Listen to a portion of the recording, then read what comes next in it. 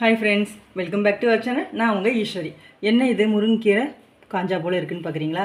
ஆமாங்க, முருங்கீரை கிடைக்கிறப்பெல்லாம் எடுத்து காய போட்டு அப்படியே நல்லா வெயிலில் வச்சு முறுமுறுன்னு ஆனதுக்கப்புறம் எடுக்கிறது. இப்போ வந்து பச்சையாக இருந்தாலும் பிரச்சனை இல்லை. நான் வந்து இப்போ ஃபேன் காற்றுல கொஞ்சம் காய போட்டு எடுத்துருக்கேன். வெயில் இருந்தால் நீங்கள் வெயிலில் கூட வச்சு எடுக்கலாங்க. ஏன்னா பச்சையாக இருக்கிறத விட காய வச்சு எடுத்து செய்கிறப்போ கொஞ்சம் ஈஸியாக இருக்கும். அவ்வளவுதான், வேறு எந்த வித்தியாசமும் இல்லை. இது எப்படி செய்கிறதுன்னு பார்க்கலாம் வாங்க. எண்ணெய் சட்டி வச்சு சூடு பண்ணிக்கோங்க. எதுவுமே எண்ணெய்லாம் ஊற்ற வேணாம். வெறும்னே இந்த கீரையை போட்டு ஃபஸ்ட்டு நம்ம வறுத்துக்கலாம். முருங்கீரையில் எவ்வளோ நன்மை இருக்குன்னு உங்களுக்கு தெரியும். முருங்கீரையை வந்து உருவி நல்லா அலசிட்டு நம்ம காய வச்சுக்கலாங்க. டக்குன்னு செய்கிறதுக்கு வந்து அது யூஸ் ஆகாது. அதனால் முதல்ல இதெல்லாம் வந்து செஞ்சு வச்சுக்கிட்டிங்கன்னா ஈஸியாக செஞ்சுக்கலாம். இது வந்து சாதத்துக்கு, இட்லி, தோசை எல்லாத்துக்குமே சூப்பராக இருக்கும். 100 நோயாவது கண்டிப்பாக தீக்கும். நம்மளுக்கு வந்து நல்ல பேர் தெரிஞ்ச நோய் மட்டும்தான் நோய் இல்லை, உள்ளே வர பித்தம் கித்தம் எல்லாமே, முடி வளர்ச்சி கூட எல்லாத்துக்குமே இது யூஸாக இருக்கும். இதை நல்லா வறுத்துக்கலாம். இது கூடவே ஒரு கைப்பிடி அளவு கருவேப்பிலை, இதையும் கொஞ்சம் போல் நான் காய வச்சு தான் வச்சுருக்கேன். ஃப்ரெஷ்ஷாக போகிறப்ப ரொம்ப நேரம் ஆகும் வதக்க. அதுக்கு தான் வந்து கொஞ்சம் போல் முன்னாடியே காய வச்சு வச்சுக்கிறது. பாருங்கள், இப்போ நல்லா வறுபட்டுடுச்சு. எடுத்து ஆற வச்சிடலாம். இங்கே பாருங்கள், முறுமுறுன்னு இந்த அளவுக்கு நம்ம வறுத்துக்கலாம். கொஞ்சம் போல் லைட்டாக எண்ணெய் ஊற்றிக்கங்க.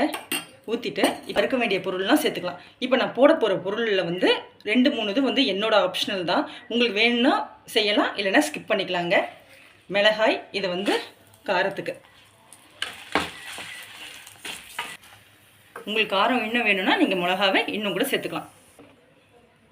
அந்த எண்ணெயிலேயே பெருங்காய கட்டி, ஒரு 3 பல்லு பூண்டு, அதை போட்டு வறுத்துக்கலாம். இதையும் எடுத்துடலாம். இப்போ ஒரு கையளவு பாசிப்பருப்பு, ஒரு கையளவு உளுந்து, கருப்பு உளுந்து. எதுவுமே தோல் எடுக்க வேணாம், எல்லாம் தோலோடு தான் சேர்க்குறேன். ஒரு கையளவு வறுத்த கடலை, இதுவும் தோலோட. கருப்பு எள்ளு, இதை நல்லா வறுத்துக்கலாங்க. நல்லா பொரியும். நல்லா பொரிய விட்டு எடுக்கலாம். இதெல்லாம் வந்து இதில் கடலை போடணுன்றதெல்லாம் உங்கள் ஆப்ஷனல் தான். இதெல்லாம் வந்து ரொம்ப சத்துன்றதுனால இதை நான் போடுறேன். இப்போ இது நல்லா வறுபட்டுடுச்சு. இதை மாற்றிடலாம். இதை நல்லா ஆற வச்சதுக்கப்புறம் தான் பொடி பண்ணணுங்க. இதில் இன்னொரு விஷயமும் இருக்குது. ஒரு ஸ்பூன் அளவுக்கு சின்ன சீரகம், 1/2 ஸ்பூன் அளவுக்கு மிளகு, இதையும் நல்லா பொரிச்சிக்கலாங்க. இதில் என்ன ஸ்பெஷல்னா, இது சாதத்துக்கும் சாப்பிட்லாம், இட்லி தோசைக்கும் சாப்பிட்லாங்க. முடி அதிகமாக கொட்டுது அப்படின்றவங்களுக்குலாம் இது ரொம்பவே யூஸ்ஃபுல்லாக இருக்குங்க. அவ்வளோதாங்க. இப்போ இதையும் மாற்றிடலாம்.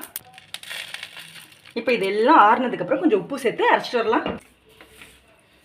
எல்லாத்தையும் ஒன்றா சேர்த்து அரைச்சிடலாங்க. அவ்வளோ சூப்பராக டேஸ்ட்டாக இருக்கும். ரொம்ப ஹெல்தி தாங்க. பசங்களுக்கெலாம் வந்து தாராளமாக செஞ்சு தரலாம். நல்லா ஆறுனதுக்கப்புறம் பவுடர் பண்ணிக்கலாம்.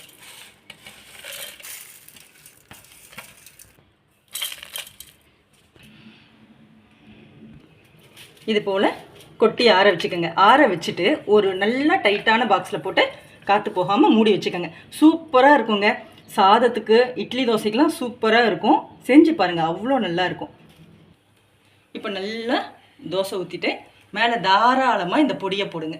போட்டுட்டு இதை எண்ணெய் ஊற்றிக்கலாம் மேலே. இதுவே ரைஸில் போடுறப்போ நெய் ஊற்றி சாப்பிடுங்க. செம்ம டேஸ்ட்டாக இருக்குங்க. ஐயோ, இத்தனை நாள் இதை மிஸ் பண்ணிட்டோமே நீங்கள் இருக்கும். எண்ணெயை நல்லா மேலே அப்படியே ஊற்றிக்கங்க. செம்ம டேஸ்ட்டாக இருக்குங்க. ட்ரை பண்ணி பாருங்கள். பிடிச்சிருந்தா மறக்காமல் நம்ம சேனலை லைக் பண்ணி சப்ஸ்கிரைப் பண்ணுங்கள்.